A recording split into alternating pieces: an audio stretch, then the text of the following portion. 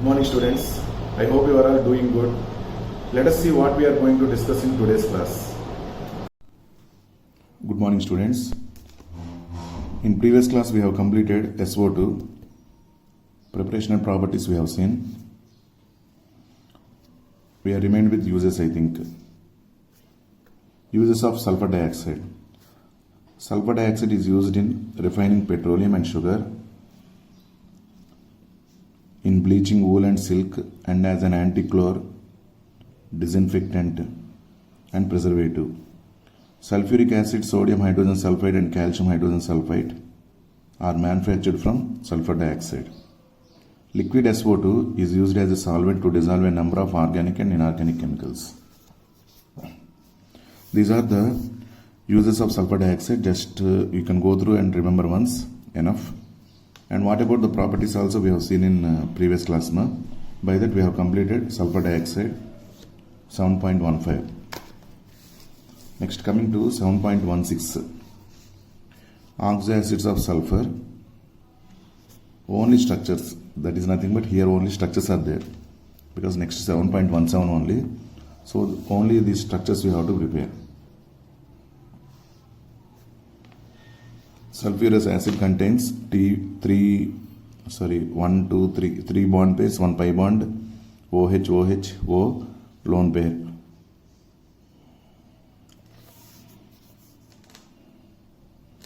Sulfurous acid H2SO3, sulfuric acid H2SO4, peroxide disulfuric acid H2S2O8,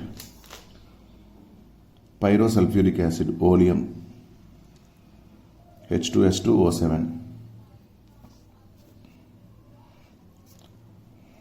These are important. These are enough. 1, 2, 3, 4. These 4 structures are enough. So 7.16 is completed. Finally, we are remained with the 7.17 in group 16. That is nothing but sulfuric acid.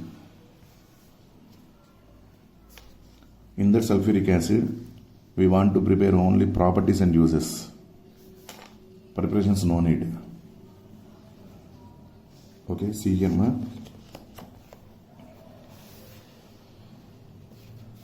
This is 7.17 sulfuric acid. Manufacture. This fully it was deleted. Contact process. Fully it was deleted. This flow diagram is also regarding preparation of sulfuric acid only. So we have to prepare properties and uses.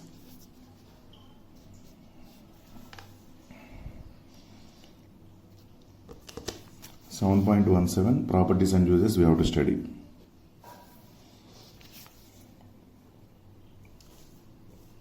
Okay, let us see. Sulfuric acid formula is H2SO4. Its properties are: sulfuric acid is a colorless, dense, oily liquid with a specific gravity of 1.84 at 298 Kelvin. Its specific gravity is 1.84 at 298 Kelvin. The acid freezes at 283 Kelvin. Freezing point is 283 Kelvin and boils at 611 Kelvin. It dissolves in water with the evolution of a large amount of heat. It is highly exothermic when it is dissolved in water. H2SO4 solution is highly exothermic solution. It dissolves in water with the evolution of a large amount of heat. Hence, care must be taken while preparing sulfuric acid solution from concentrated sulfuric acid. Okay. The concentrated acid must be added slowly into water with constant stirring. We should not add water to acid. More amount of acid is there. If you add slight amount of water itself, highly exothermic, there is a chance of bumping of the acid. Instead of that, we have to prepare. First we have to take water. To that only we have to add acid. Then water is somewhat coolant. Even though slight energy is released, that energy will be released by water with constant stirring. Okay, see. The concentrated acid must be added slowly into water with constant stirring.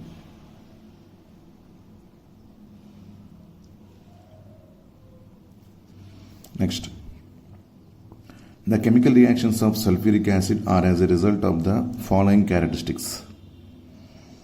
Chemical reactions of the sulfuric acid because of following characteristics. A. Low volatility. Volatility is nothing but evaporatable.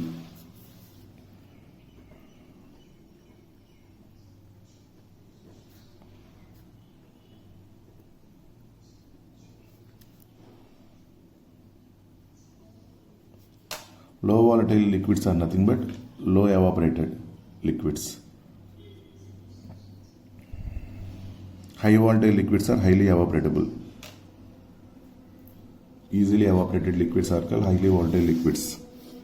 Okay, see here.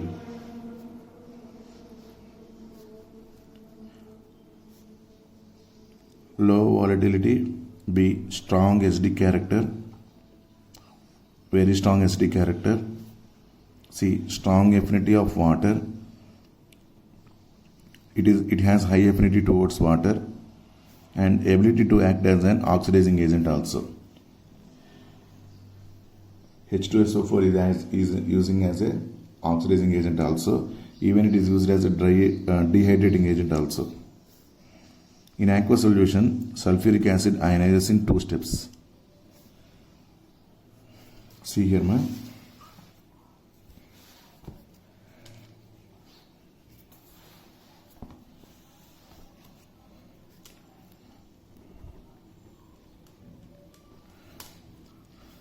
H2SO4 reacts with water to form H plus ion is released from H2SO4. That H plus reacts with H2O to form hydronium ion plus HSO4 minus. Second step, HSO4 minus reacts with water again to form hydronium ion plus SO4 minus 2. Sulfuric acid can donate 2 H plus ions in 2 steps. This is step 1, this is step 2. First it will donate the hydrogen ion to form hydrogen sulfate ion. This hydrogen sulfate ion, it will donate one more H plus ion to form sulfate ion. Okay. According to that, it has Ka1, Ka2. Ka is called acid dissociation constant.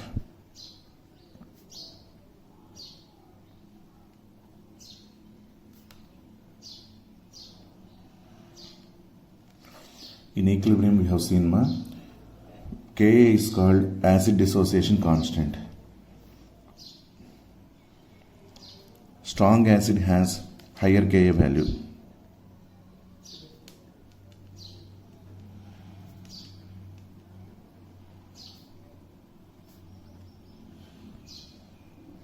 Weak acid has lower Ka value.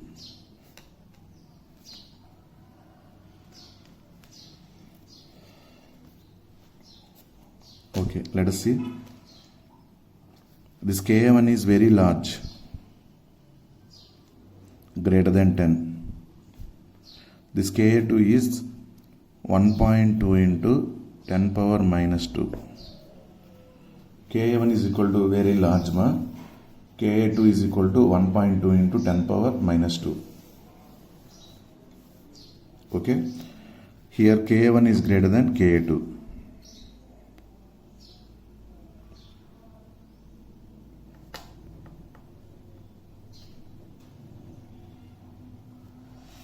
In first step only, sulfuric acid is able to donate H plus ions easily. This HSO4 minus is not able to donate H plus ion easily. That's why only its Ka2 value is less. When an acid dissociates easily, means if it can donate H plus ions easily, then it has higher Ka value. H2SO4 can donate H plus ions easily when compared to HSO4 minus, because H2SO4 is neutral compound.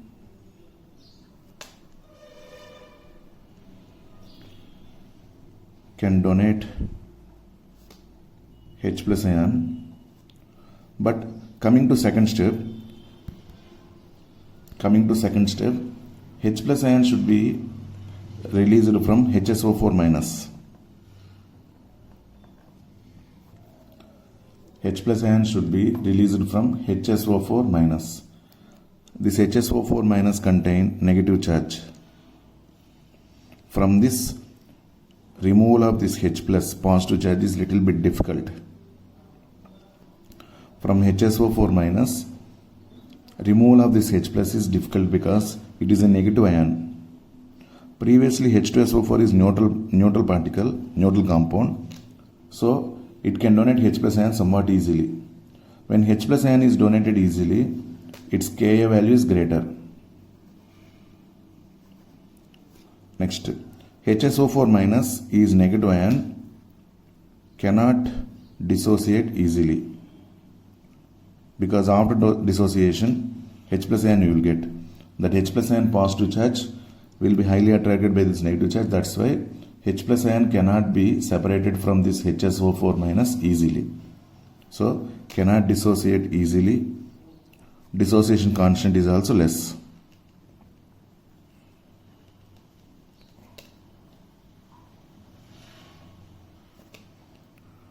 This type of question was asked in normal descriptive part.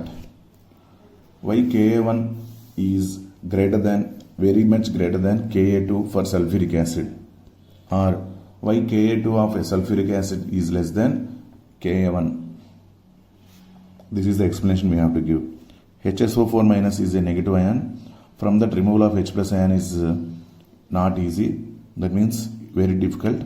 So dissociation will be less when compared to H2SO4 to first step dissociation. H2SO4 to HSO4 minus is easy when compared to HSO4 minus to SO4 minus 2. Are you clear, ma? That's why only Ka2 is smaller than Ka1. When dissociation is less, dissociation constant is also less. That is weak. I hope you are clear, ma. Ka is equal to acid dissociation constant. Strong acid has higher Ka value, weak acid has lower Ka value. Ka1 is very much greater than Ka2. H2SO4 neutral compound can donate H plus ions easily.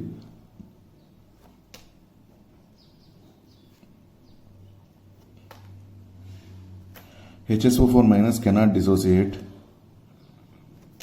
That's why dissociation constant is less. This easily is related to this one, ma. H2SO4 neutral compound can donate H plus ion easily. HSO4 minus cannot dissociate, so dissociation constant is less. That is the difference between Ka1 and Ka2. Okay, now let us see. The larger value of Ka1 is greater than 10 means that H2SO4 is largely dissociated into H plus and HSO4 minus. Greater the value of dissociation constant, the stronger is the acid. Greater the value of dissociation constant Ka, that one I told, stronger is the acid. Next, acid forms two series of salts. Normal sulfates such as sodium sulfate and copper sulfate, and acid sulfates, example sodium hydrogen sulfate, NaHSO4. Okay, sulfuric acid, because of its low volatility, can be used to manufacture more volatile acids from their corresponding salts. Sulfuric acid, because of its low volatility, can be used to manufacture low volatile acids, are used to manufacture high volatile acids.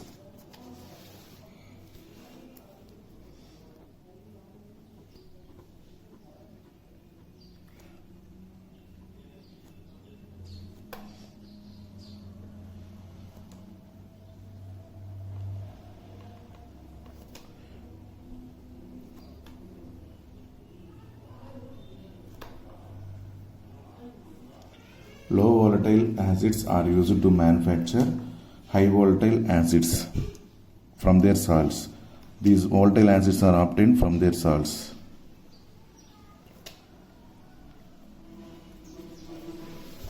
Okay, for example, they gave one general example, MX. For example, NaCl. Metal is Na, X is chlorine. Reacts with H2SO4.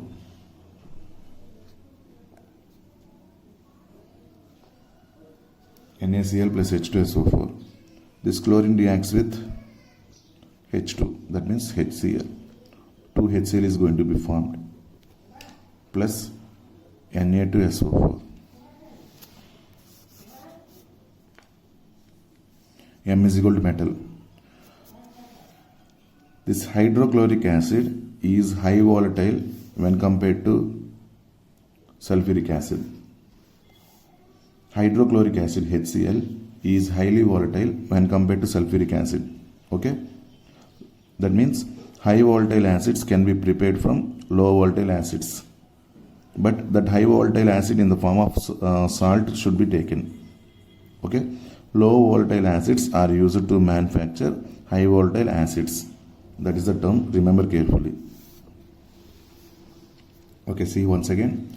Sulfuric acid, because of its low volatility, can be used to manufacture more volatile acids from their corresponding salts. Okay, next. Concentrated sulfuric acid is a strong dehydrating agent. It is a very strong dehydrating agent. Even in organic chemistry also we have seen, it will remove water from alcohol to form alkene. That is called intramolecular dehydration. Like that we have seen. Concentrated H2SO4 is a very strong dehydrating. What is meant by dehydrating agent? That agent will remove water from other substances. That reagent will remove water from other substances. That is called dehydrating agent.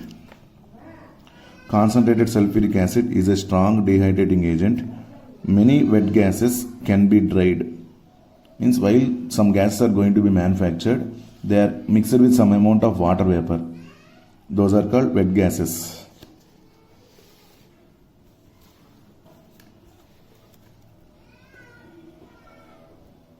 Wet gas means any gas plus water vapor. It is passed through concentrated sulfuric acid. It will remove the water from the wet gas. So this water is removed by concentrated sulfuric acid because it is a dehydrating agent. It is removing water from this wet gas. So we will get dry gas. And it will be stored. Okay, see ma. Concentrated sulfuric acid is a strong dehydrating agent. Many wet gases can be dried by passing them through sulfuric acid, provided the gases should not react with the acid. So the condition is those gases should not react with sulfuric acid. If they react again, we will get a problem. We will not get that gas purely. Correct or not? That's why the condition is provided the gases do not react with the acid. Okay. Sulfuric acid removes water from organic compounds. It is evident by its charring action on carbohydrates. Okay. These carbohydrates, for example,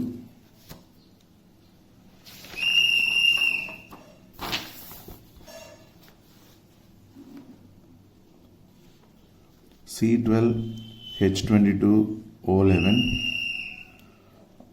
To that, if you add H2SO4, you will get carbon plus 11H2O. This total 11H2O is coming out. We will get only carbon. Black colored carbon is formed. That process is called charring. Sugar converts to black colored carbon by the addition of this concentrated sulfuric acid. That process is called charring. Okay, ma? Sulfuric acid removes water from organic compounds. It is evident by its charring action on carbohydrates. This is the charring action on carbohydrates. Next, hot concentrated sulfuric acid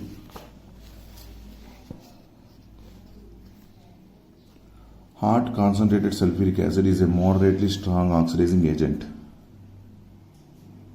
In this respect, it is intermediate between phosphoric and nitric acids. Its strongness is intermediate between phosphoric and nitric acid. Both metals and nonmetals are oxidized by concentrated sulfuric acid, in which it is reduced to SO2. Sulfuric acid is going to be reduced to SO2 and it will oxidize metals. Okay, examples they gave. Copper reacts with sulfuric acid to form CuSO4 plus SO2 plus H2O. Sulfur reacts with H2SO4 to form SO2 plus H2O. Carbon reacts with H2SO4 to form CO2 plus SO2 plus H2O. Not only metals, even metals, non-metals also. See, both metals and non-metals are oxidized by concentrated sulfuric acid, which is reduced to SO2. Okay, those equations are: copper reacts with 2H2SO4 gives rise to CuSO4 plus H2O plus SO2. 2H2O plus SO2. Sulfur reacts with H2SO4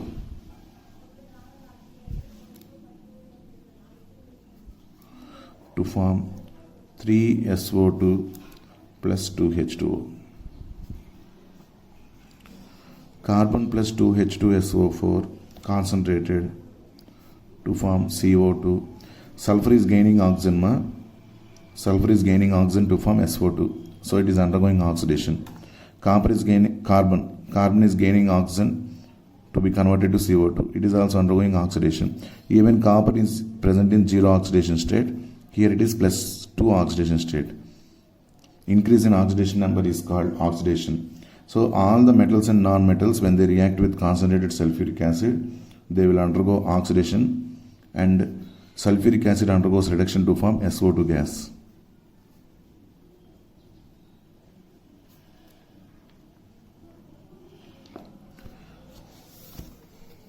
Okay, these are the properties of sulfuric acid.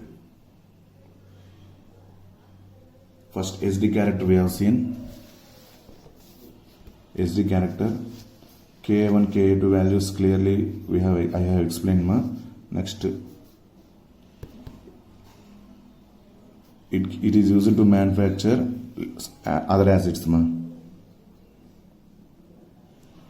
Okay, high volatile acids can be prepared from sulfuric acid. Next, charring action. Next, reaction with metals and non-metals. Sulfuric acid reacts with metals and non-metals, and they are getting oxidized to sulfate or CO2 or SO2, like that, oxides. This sulfuric acid undergoes reduction to form SO2 gas. Okay. In sulfuric acid, sulfur oxygen state is plus 6. In SO2, sulfur oxygen state is plus 4. Decrease in oxidation number is called reduction. Decrease in oxidation number is called reduction. Okay. Finally, we are remained with uses. Properties and uses only we are going to study. Finally, we are remained with uses in this sulfuric acid. So by that we are going to complete this group 16 elements. Okay, let us see uses. Sulfuric acid is a very important industrial chemical. A nation's industrial strength can be judged by the quantity of sulfuric acid it produces and consumes. It is needed for the manufacture of hundreds of other compounds and also in many industrial processes. The bulk of sulfuric acid produced is used in the manufacture of fertilizers. Ammonium sulfate, superphosphate. In all these preparations of fertilizers, it will be used. Other uses are in petroleum refining industry, manufacture of pigments, paints and dyestuff intermediates, detergent industry, metallurgical applications, example storage batteries, cleansing metals before enameling, electroplating and galvanizing, storage batteries, in the manufacture of nitrocellulose products, and as a laboratory reagent. These many uses are there for sulfuric acid.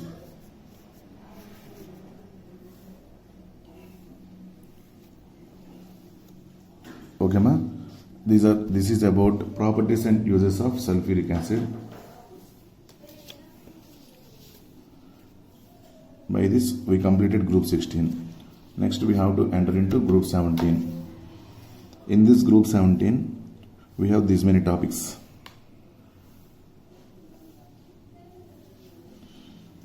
Okay, let us see, ma.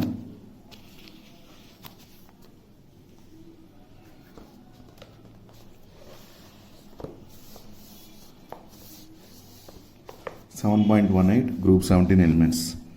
Fluorine, chlorine, bromine, iodine, astatine and tennessine. This tennessine element properties are not known to us. Up to astatine only it is known. So this is not that much discussed in this topic. Are members of group 17. Fluorine, chlorine, bromine, iodine, astatine are members of group 17. These are collectively known as halogens. Greek halo means salt and gens means born, that is salt producers. These are all salt producers, NaCl, NaBr, okay, like that all the elements are salt producers, that's why these are called halogens. Next, the halogens are highly reactive non-metallic elements. In the total periodic table, left side metals, first A group elements, that is first group, those are high reactive metals. Right side fluorine group, those are high reactive non-metals. Okay, ma? Left side metals are high reactive metals. See, let us consider rough diagram of periodic classification is like this. In this first A group, lithium, sodium, potassium, rubidium, cesium, francium, these are all high reactive metals.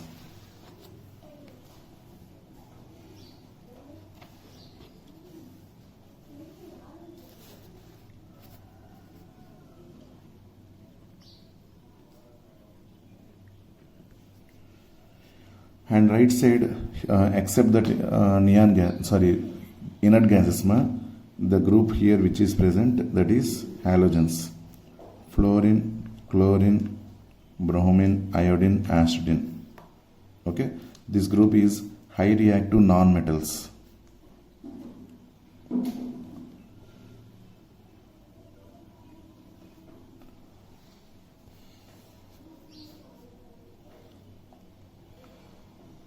High reactive non-metals.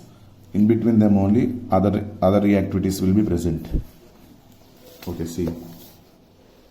These are collectively known as halogens. Okay, the halogens are highly reactive non-metallic elements. Like groups 1 and 2, the elements of groups 17 show great similarity amongst themselves. That much similarity is not found in the elements of other groups of the periodic table. Also, there is a regular gradation in their physical and chemical properties. Okay, astatine and tennessine are radioactive elements. Astatine and tennessine are radioactive elements. Is it okay, ma? Now first one, 7.18.1, that is occurrence. Fluorine and chlorine are fairly abundant. Abundant means more amounts they are present, while bromine and iodine are less so. Those abundance is less, ma. Fluorine is present mainly as insoluble fluorides. Fluorine is present mainly as insoluble fluorides. Fluorspar, CaF2, cryolite, Na3AlF6 and fluoropatite, Ca3PO4 twice CaF2. These are all minerals of fluorine, ma. And small quantities are present in soil, river water, plants and bones and teeth of animals. Okay. Seawater contains chlorides, bromides and iodides of sodium, potassium, magnesium. MgCl2, MgBr2, NaBr. All these are chlorides, bromides, all these are present in the seawater. Seawater contains chlorides, bromides and iodides of sodium, potassium, magnesium and calcium, but is mainly sodium chloride solution, 2.5% by mass. Major amount is present in the form of sodium chloride only, seawater. Okay, ma. Next example, sodium chloride. 1 minute. The deposits of dried up seas contain these compounds. Example, sodium chloride NaCl, carnallite KCl, MgCl2, 6H2O. These are the major compounds present in the sea salt. Certain forms of marine life contain iodine in their systems. Various seaweeds, for example, contain up to 0.5% of iodine, and chili saltpeter contains up to 0.2% of sodium iodate. Okay, iodine. This is iodine. Ma. Iodine is present in the form of 0.5% of iodine is present in seaweeds. Chili saltpeter contains up to 0.2% of sodium iodate. Okay, this is the occurrence of halogens. Here, important atomic and physical properties of group 17 elements other than tennessine are given because this is not completely known to us. The properties of tennessine is not completely known to us. Okay, are given along with their electronic configurations in table 7.8. Tennessine is a synthetic radioactive element. Its symbol is Ts, atomic number 117, atomic mass 294, and electronic configuration is this one, radon 5F14 60 10 7s to 7p5. Only very small amount of the element could be prepared. Also, its half-life is in milliseconds only. That is why its chemistry could not be established. I hope you are clear, ma. This is the information about these halogens. Let us see the electronic configuration of this group. Outermost electronic configuration: fluorine, chlorine, bromine, iodine, astatine. Outermost electronic configuration of fluorine is 2s2 2p5, chlorine 3s2 3p5, bromine 4s2 4p5, iodine 5s2 5p5, astatine 6s2 6p5. So general outermost electronic configuration of this group is ns2 np5. Contains 7 electrons in outermost shell,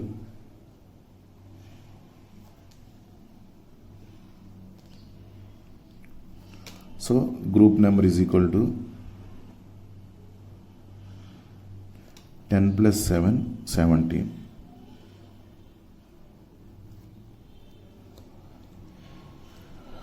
Okay, ma. These are the general properties they have given in the form of tabular column. First we will discuss them, after that we will come to the tabular column. Is it okay, ma? Now let us see.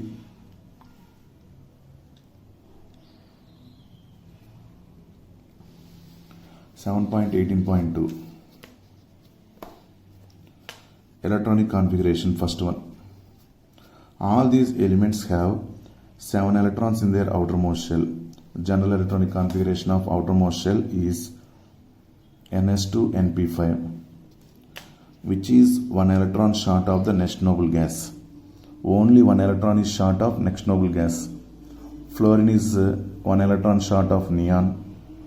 Chlorine is 1 electron short of argon. Like that, only by gaining 1 electron they will get the inert gases configuration.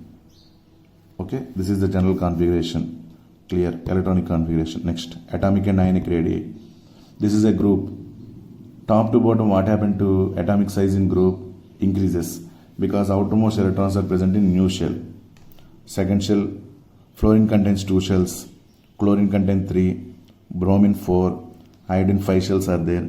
Automatically when shells are increased, atomic size also increases. So top to bottom, this group atomic size increases. But coming to total group size, see, this is the first group and this is 17th group. Left to right, what happened to atomic size?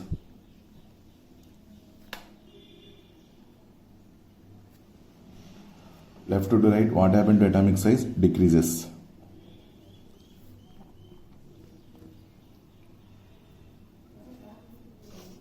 Is it okay, ma? So the biggest group is this first A group elements, and the smallest group is halogen family.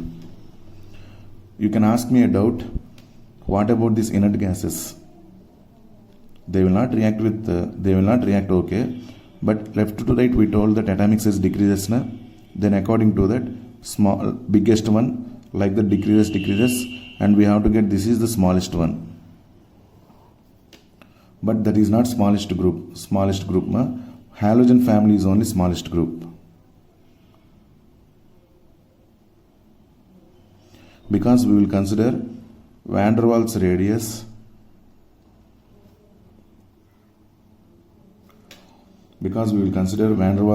in inert gases.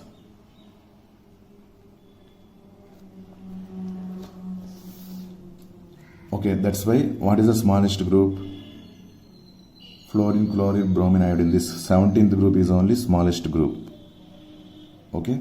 Further explanation of this van der Waals radius, what are the different types of atomic radii, and why this group is bigger than halogen family. Everything explanation, one more video I will send to you. Okay, ma? Once watch that one, by that you will be clear why inert gases are bigger than this halogen family. So according to that, atomic size up to 17th group it decreases, again it increases. That's why this is bigger than halogen family.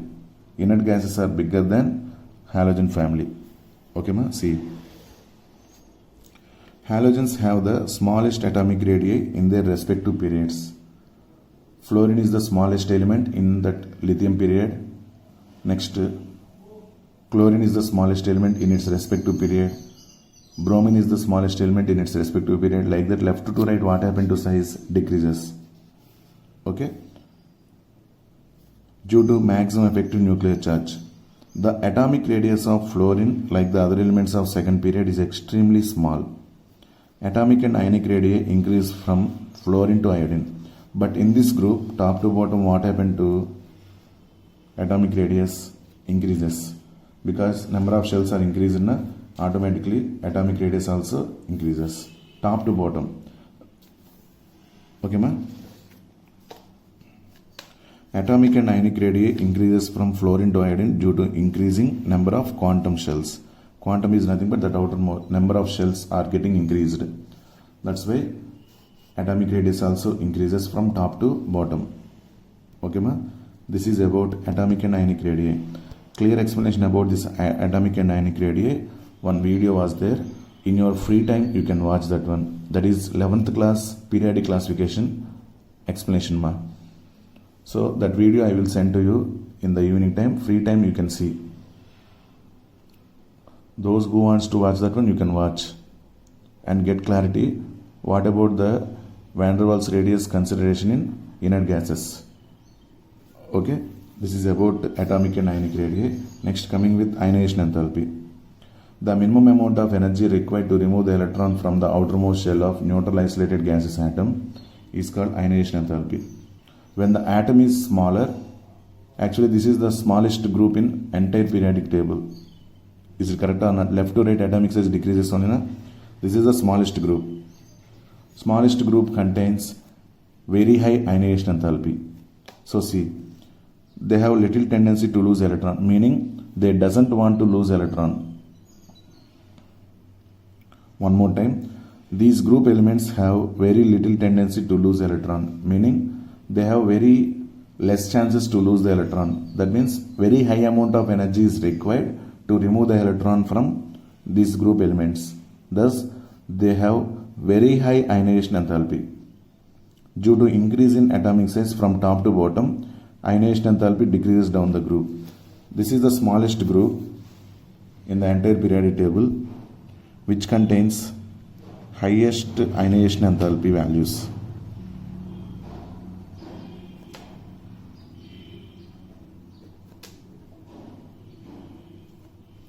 And top to bottom, fluorine, chlorine, bromine, iodine, acetylene. What happened to size? Increases. When size increases, ionization enthalpy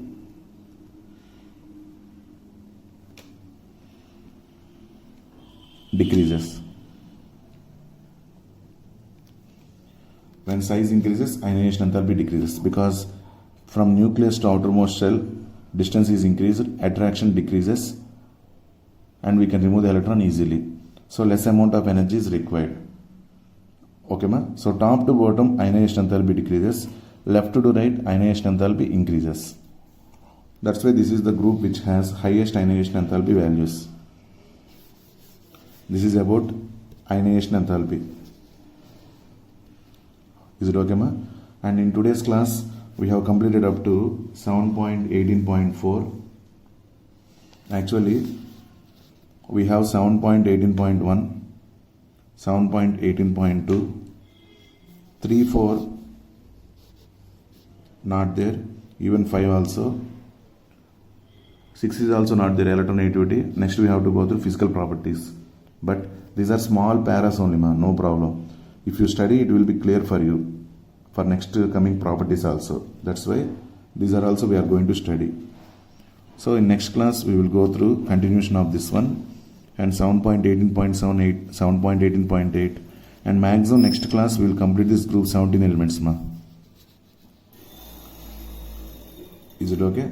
I hope you are clear about this P block elements up to now, whatever we have completed. This is about today's class. If you have any doubts, you can ask me any time. I will clarify your doubts. Okay ma? Thank you all. Have a nice day.